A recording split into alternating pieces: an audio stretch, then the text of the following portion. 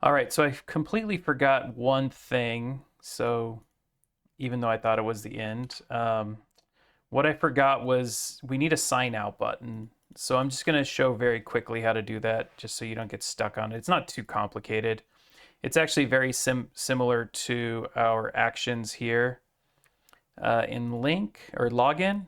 It's very similar. We just call sign out. We can do it from the server or from the client. But remember that if we use the client version of Supabase, it does reveal our anon key. It says it's not a problem, but I'm just going to add an extra layer of security by not exposing that.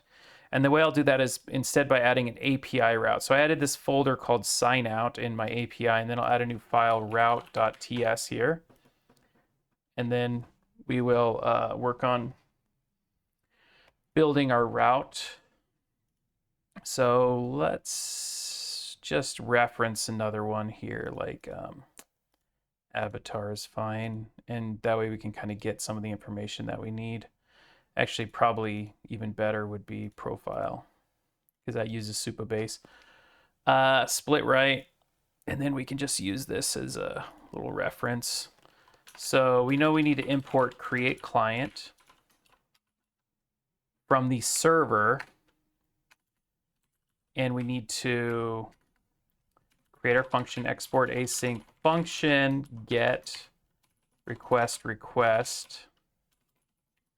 And then we create our Supabase, const Supabase equals await create client. And then actually we can reference our other one, our other actions here. Split this right.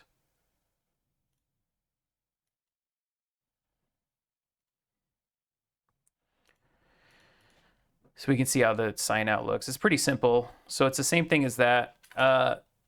Const error equals await supabase.auth.sign out instead of sign up. It doesn't take any parameters because it's going to log out whichever user is currently logged in.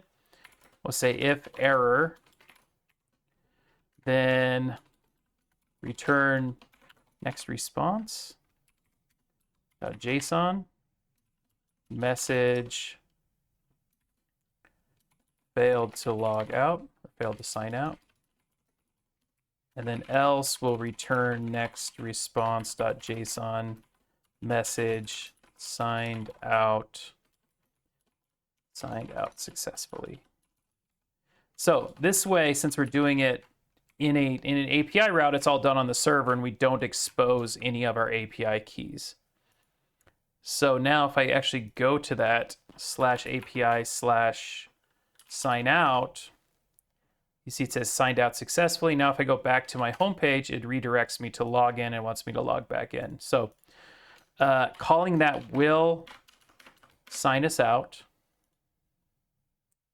So here we are. Let's now figure out how do we call or how do we go to this route. I'm going to do it by adding something to the profile. Should I add it to the context? Yeah, I think it's okay.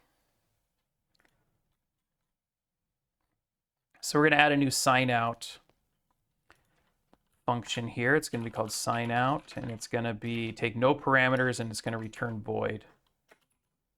Okay, now down here I have to create my sign out function. So function sign out, and we'll make it async function, because why not? So that we can use await instead of then. But we're just awaiting fetch API/sign out. And then in here, we'll put this sign out function.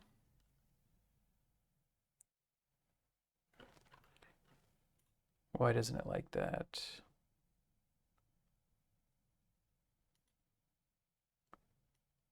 Oh, it's not supposed to be async, maybe?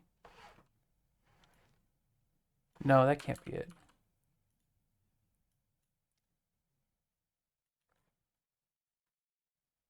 Oh, because this is lowercase, okay.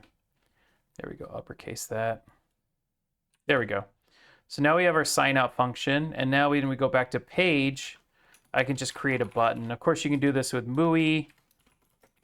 You should probably do this conditionally rendered, but it's not a big deal. On click equals, and then inside of here, we'll put that sign out.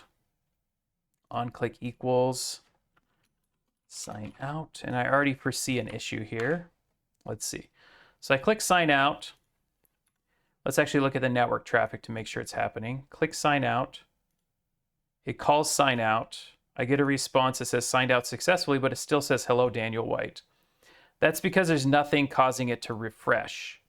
When I refresh, it will, of course, actually sign me out.